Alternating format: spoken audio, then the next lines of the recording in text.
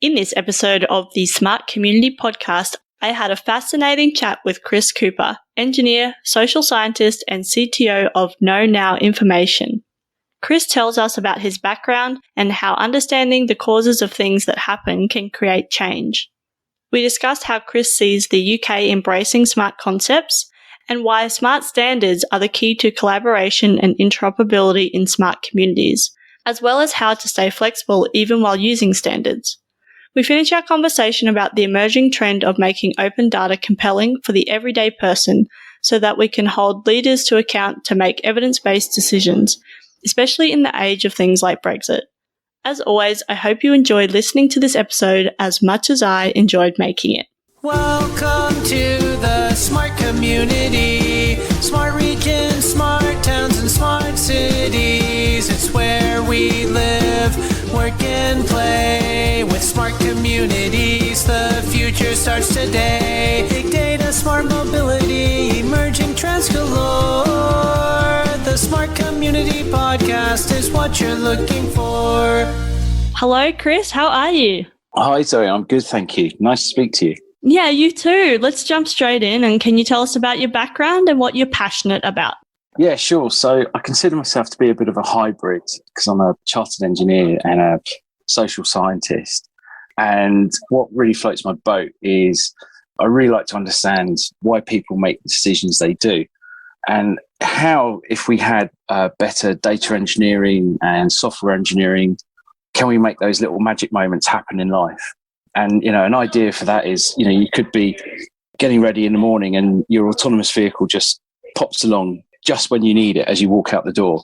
But you're not freaked out by it because you've allowed that to happen. That's the choice that you've made. And no, that would be the thing that really floats my boat is how do you make the magic happen? And it's all about bringing great information and great actions and outcomes to people that put a smile on their face. Yeah, awesome. I'm also an engineer and I find it really fascinating why people make decisions as well as just the typical foundational engineering stuff as well. So yeah, it's really awesome. Yeah, because us people, we can be a right tricky bunch. And I tend to base kind of why people do it on my own selfish short-termism. And anyone that's a better person than me, and there's lots of you out there, many, many millions. Hopefully, because I'm at the bottom of the pile, everything would be, if it works in my head, then surely smarter, cleverer, more motivated individuals will also like it. But yeah, we love our grooves. And how do you shift someone out of a groove because you want them to be more sustainable or to use something less or to do something more? And why do we do it? And why do we do the things we do? And how do we get manipulated to do the things we do? And I'm a great believer it's all about that short-term endorphin rush that puts a smile on our face. So how can we use information to make that happen and stick it so you're happy to do what you're doing? And that's the cool thing.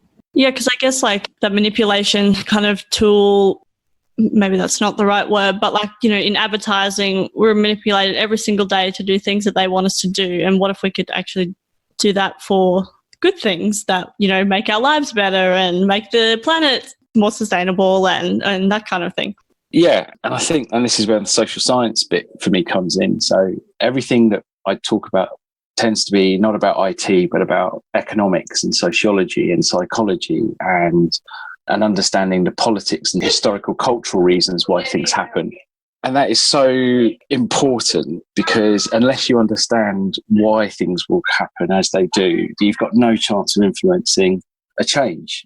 And where I think in our current world of short-term endorphin hits that we want to push the buttons for with information, how do you make longer-term economic decisions about climate change, about preparing good resilient infrastructure, about investing in the proper things that will give your future generations a positive legacy? And we're just not geared up for that, both from a governance perspective to how we value stuff. So often it's how you trying to get that bigger, greater goal by using lots of short-term endorphin hits that subtly over time change what's going to happen. Because if we carry on as normal, then the chances are there'll be a road crash. But you want to avoid that. And this is where we're in a really good position. We're in a great position to change what could happen. So what sparked your interest in this smart cities, smart communities space? So yeah, my previous employer, before setting up Know Now, it's IBM, and I was a transport geek. By that, my customers were big corporate transport providers, people like Network Rail, who runs a UK rail infrastructure. I had tour operators and logistics providers. And so you become very au fait with moving lots of things or big things in small spaces. And it was becoming more and more slapped with a marketing term called smart transport. But actually, that didn't really exist. And where we could see the direction of travel was something that I became quite passionate about at the time, which was mobility as a service, which only now with the rise of things like Uber are starting to become quite a reality.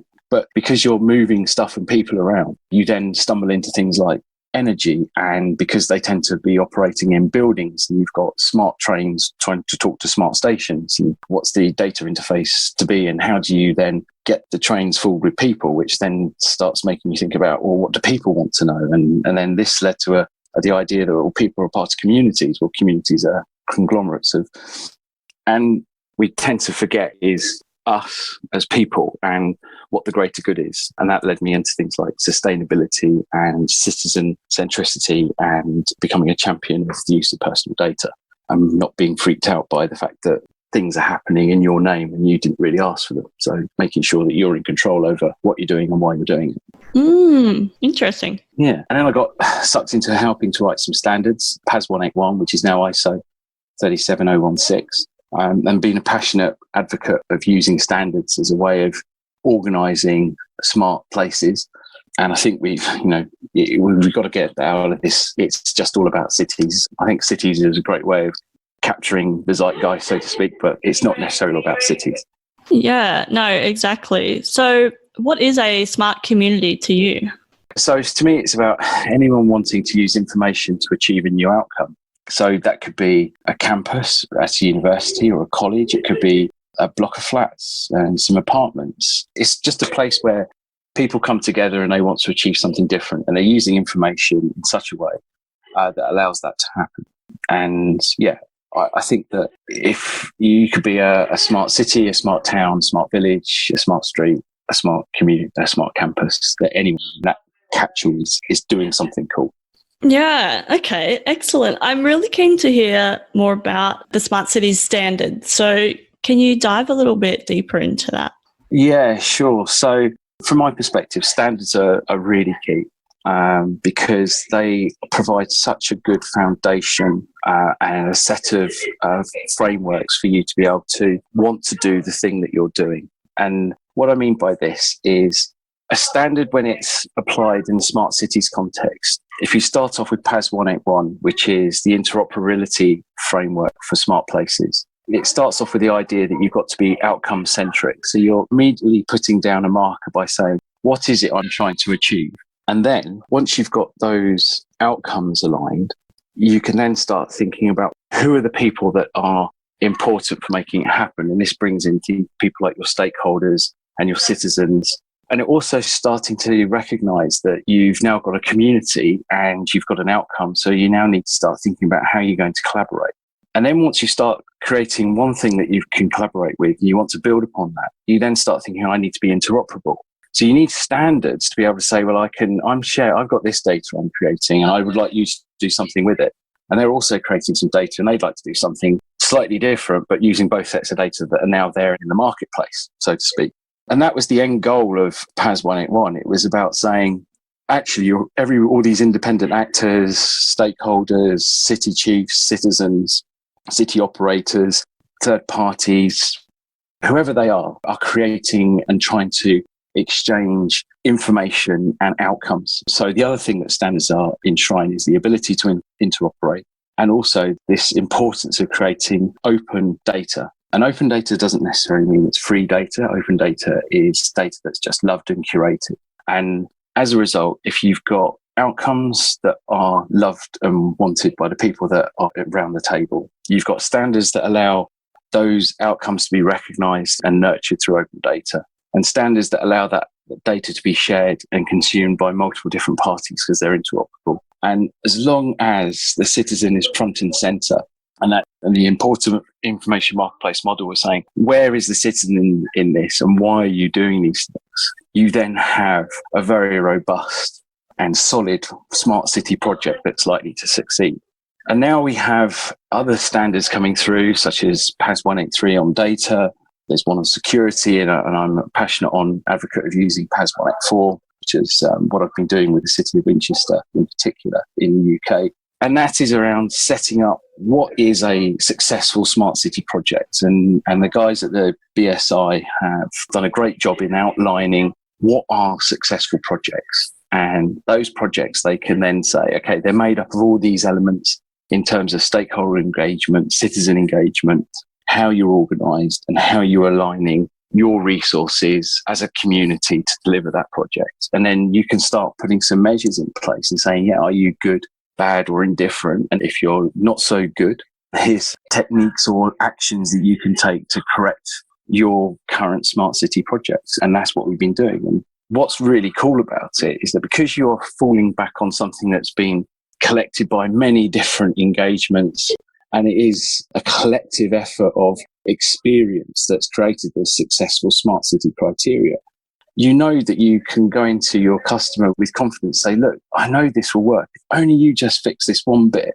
you'll find that it will unblock all these other things that are impacting it, because there's this tight relationship between things not working and necessarily filling the gaps.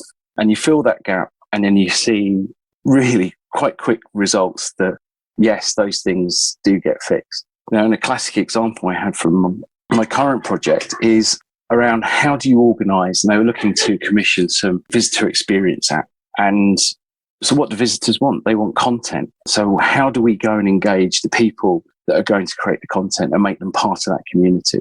And ironically, it wasn't even on the to-do list of the project team that they needed to go out and do this, but we applied the standard. It highlighted that there was a stakeholder missing, brought the stakeholder in. Not only did they provide content, but they provided additional funding as well. So it was a win-win for everyone. And that's the beauty of using a standard. It helps you keep on path. It saves you money, saves you time, and it delivers success. And it's been proven and time again. So I'm a big advocate of them. I think like with the standard, I love standards as well. Having that standard as a base, how do you ensure there's still like flexibility on top of that so then each place can do it to suit them, I guess?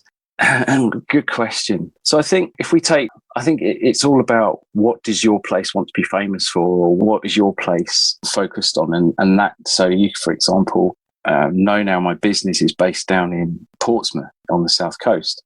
And that is a city that is on an island. It's really densely populated and it has a number of challenges. That city will have a different set of ethoses versus where I actually live, which is in the middle of rural Hampshire, which has its own challenges around public transport, connectivity, aging population, a rural economy that may or may not be working in the way people want it to. And it's those outcomes that you identify as a community that shape what it is, makes your city, community, place thrive.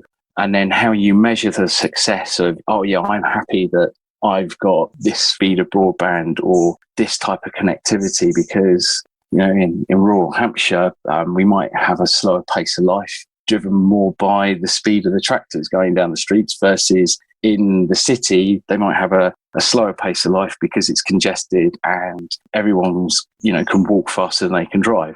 So it's all about perception, but it's also about what your outcomes are in your place. And that, I think, is what makes everyone different.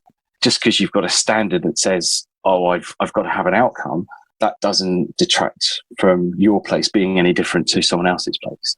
Far from it. It just means that you've got something that says, yeah, I've got an outcome, and we measure it in the same way, and that could be sustainability. Or, you know, I've got this rating of sustainability and you got that one. Another analogy is, so for example, you could be, a way of solving congestion is you make traffic run faster, but that could have a detrimental impact on road safety and maybe air pollution. It might be improved because congested cars don't pollute so much. But on the other hand, it might have a massive impact on connectivity. So it's using those outcomes to shape your place that are key. And it sounds like, you know, the standards obviously take that into consideration, and with, you know, engaging with stakeholders, like you need to be outcome focused on your place, because if you go to somebody say a regional centre or a small town and be like, oh, yep, so we're going to do this, this and this, this. And if you haven't considered the local context, they're going to, tell you to get out, right, basically. Yeah, absolutely. And we shouldn't be scared of embracing standards and saying, okay, a smart place has these magic ingredients, and everyone's place will have a slightly different set of ingredients because they're all different. Where I think we are miles from, and we haven't even attempted to go there yet in a robust, proper way, is saying, what does good look like? What is a good smart city versus what is a bad smart city? And I think where we are in our journey of using smart city standards is we're at least putting in the foundations and the building blocks for cities that consider themselves to be smart to then say, and I'm smart because this is why. These are the outcomes. And then I'm going to have a more interesting dialogue as to why my outcomes are better than your outcomes. And because you'll be using things like open data and empirical results, because information gives you confidence. And as long as you can trust where that data comes from, and you probably should, because most of it will come from machines, and you're using not single data points, you're using a smorgasbord of information to say this is why your outcome is being achieved. And ultimately, if people have got a smile on their face, they'll be able to say with some pride, yeah, but I've got a smile on my face because of this. And as long as we don't, as communities, start going, my smile's bigger than yours and mine's better than yours, we should be rejoicing in the fact that more people have got smiles on their face because they believe their outcomes are being achieved and their communities are happy. And happier places mean less conflict. And less conflict means there's more wealth. And more wealth means there should be more happiness, or there's better things to do with our cash, time and resources. But yeah, it's going to be the definition, I think, in the future as why is my outcome better than yours, which probably will lead to conflict because we don't tend to like being told what to do we? Okay. Well, I might go back because I've skipped ahead a little bit, and I think we've answered this already. So my question was, why is this so important? And I think we've answered that a lot. So maybe let's go to the next one, which is more like, how is the UK embracing this kind of concept? And I guess I'd like to hear from your company perspective as well as like this standards perspective as well. Yeah, sure. So I think broadly, I don't think the smart cities market is embracing standards at all well. I think we pay lip service to them. And what's interesting is I was right at the start of the smart city standards journey when the UK government went out to industry and said, why hasn't the smart cities market taken up for a large corporate at the time that could claim that it set the whole smart cities journey off by coming up with the marketing term smart city? And we all said as one across the industry, it's because we don't have standards. So the UK government, along with some others, but the UK government supported BS, British Standards Institute, to create the first suite of PAS standards, of which 181 I helped write. And we delivered that. And then we sat back and went, we've got standards. And you talk to cities and the cities said to you, well done, thank you for that standard. But what does it mean? It didn't unlock the market.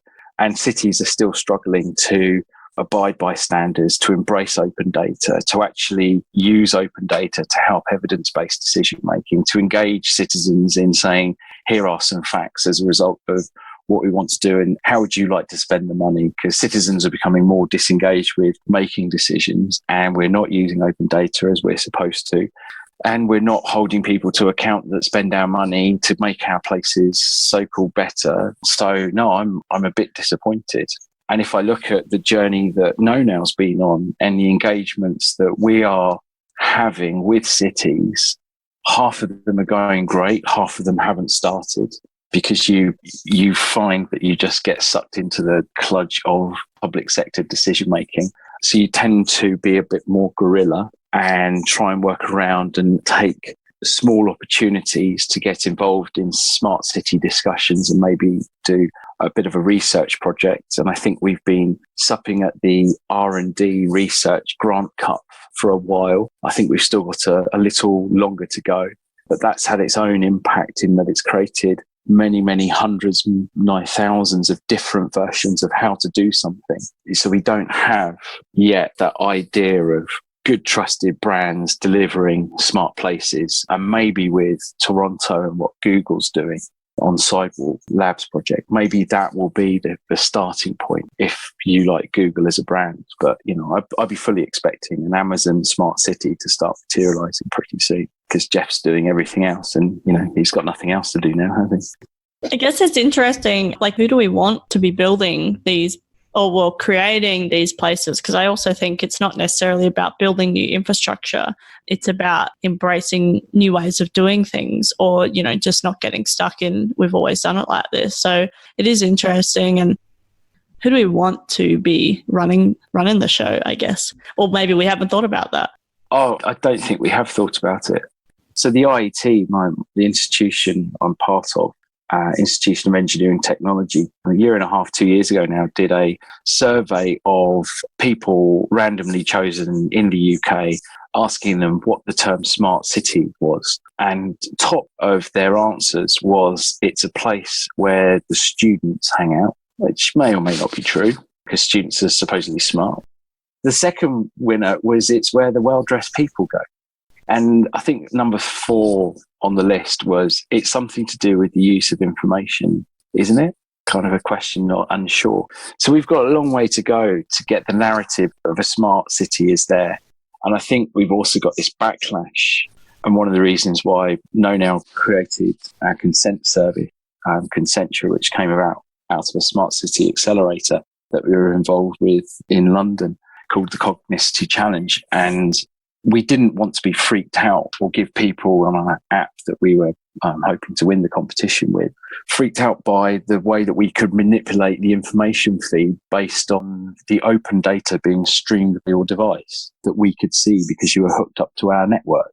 And, you know, we knew who you were, where you had been, where you were going, what you did yesterday, all your browser settings, really rich personal data.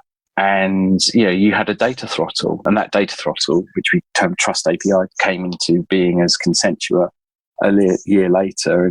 And obviously with things like GDPR in the EU, General Data Protection Regulation, which gives you, the citizen, certain inalienable rights over your personal data, the idea that you could be given choice and control as to what happens to your data, I think is one of the things we need to really focus on and give people that clear explanation of what it is they're going to get in return for the cool new service, or the more sustainable, more resource efficient allocation of a thing, because that gives them an endorphin hit and a goodwill vibe and a feeling as part of a community. But at the same time, they're in control of going, no, I don't want to be part of that. I really don't care about that particular goal or objective. Or, yeah, I'll do it, but do it anonymous because I want to stay under the covers. But you should be in control over the data you share. And as we spew out more and more information, and our digital profile bleeds into our real life in more ways than one, understanding that data, what it's being used for, who's using it, is going to be key,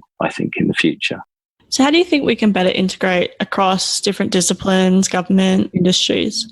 I'm going to come out with a trite answer here and say embrace standards, because I know it works. Yeah. It is standards. If that was a question, not set up our topic area of smart city standards, that is it. Standards help talk across silos.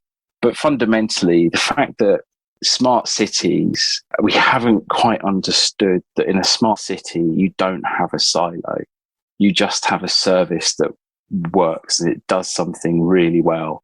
And you use the information that service has been completed and the outcome and measure of what it is you want it to be done. It just gets done. We think in silos because we think in 19th century management control that says, I am a top-down hierarchy and therefore I need to have control over the working elements that make my thing fly. But if you look at how societies and how complex problems that soak up most of our resources, be it social deprivation, poverty, educational outcomes, poor health outcomes, they're all interrelated. So how do we get the information about that citizen's needs disseminated and operated on in the appropriate way that's best for the citizen and best for the place and the resource that it can throw at that citizen's challenge? And none of that involves a silo. And we're just not ready to think like that, sadly. Our governance structures, our politicians, our economic measures are all misplaced. And until we fix that, we're never going to have a smart place. Sorry for being despondent there. That's okay. But that's the project for next week. Fixing the world. Fixing the world. Okay. Well, in fixing the world, we need to embrace some of these emerging trends. And I think I know your answer, but what do you think the emerging trends are that people aren't talking about enough? So I don't think we're talking about open data enough. And we're living through a really cool social experiment in the UK. I don't know whether you've heard about it, but it's called Brexit. And by the time this podcast goes out, we might know the outcome. But as a social scientist, this is fascinating, and you kind of pinch yourself and go, oh, I'm in it. But yeah, if only we had embraced and have evidence-based decision-making where we can hold people that make decisions on our behalf to account and trust the data and then use it and apply it. And if you look at some of the cool things that are happening with open data champions, and I'd make a call out to people like Tom Forth and Mark Braggins and some of the guys up in Scotland, because they're doing some awesome stuff there, led by my good friend Colin in Glasgow. And it centres around putting not just data out there, but making it compelling, making it interesting, and engaging people in saying, hey, if you looked at this, and what does this mean for you? Now, that's cool. And we need to do more of that. It's been so awesome to chat with you, Chris. Thanks so much for coming on to the podcast. It's been great. And I'm really keen to, see the standards embrace further. And I mean, I'm in Australia, so I'm looking at talking to somebody on Australian standards as well, because again, I think a lot of people working in the smart city space or whatever aren't aware or, aren't using or aren't aware of the standards or how to use them. And it's just because we're all trying to grapple with what it actually means. So yeah, thanks so much for coming on. It's a pleasure. And I've got some Australian heroes, city of Bendigo in Victoria. I love Bendigo. Yeah, they're doing some really cool stuff. I shared a plane ride with the head of the open data from there. And he's a really cool guy and really good evangelist. And I love the story where they used evidence-based decision-making, got additional funding so they could prove they needed it. That's now made Bendigo a go-to place rather than a place that people avoided. And it's all about how you present and tell stories using information. But it's awesome. And I think Sydney, because you're Brisbane, aren't you? Yeah, it's Toowoomba, actually, out of Brisbane, but yeah. Yeah. So I know it's a different state, so in New South Wales, but I know Sydney are moving in the right direction, just seeing some of the things coming out in public procurement, the questions they're asking, and the people they're hiring to fill roles, things like chief data officers. And so I've got great hope that there's some really cool stuff happening in Australia that could be world leading if only people got to hear about it. So I think, and you're doing a great job of telling the world and putting an Antipodean perspective on what it's like to be smart, and maybe we should be following some of the stuff that you guys are up to as well. So good luck. Thanks so much again. And I just have one last question, which is, how can people connect with you? Yeah, sure. So happy always to connect online at Mobility Cooper is my Twitter handle, or chris.cooper at kn-i.com, and to connect if you want to talk smart city standards, future of tech, and how to become an outcome citizen-centric place. Be awesome to engage and happily help any place on their journey. Excellent. Thanks again, Chris. And we'll definitely chat again soon. Zoe, it's been a real pleasure talking to you, and good luck, and thank you very much for the opportunity to share the story. Thank you. No worries. Thanks. Bye. Cheers. Bye-bye. Thanks so much for listening to the Smart Community Podcast. Show notes for this episode and all other episodes are available on our website, mysmart.community. If you have any questions for us or any of our guests, you can email hello@mysmart.community or find us on the socials. We are on LinkedIn, Facebook and Twitter @SmartComPod. That's com with 2 M's. If you are enjoying the podcast, please leave us a rating and review at wherever you listen. This really helps us reach more ears, so thank you in advance. As always, I hope you enjoyed listening to this episode as much as I enjoyed making it.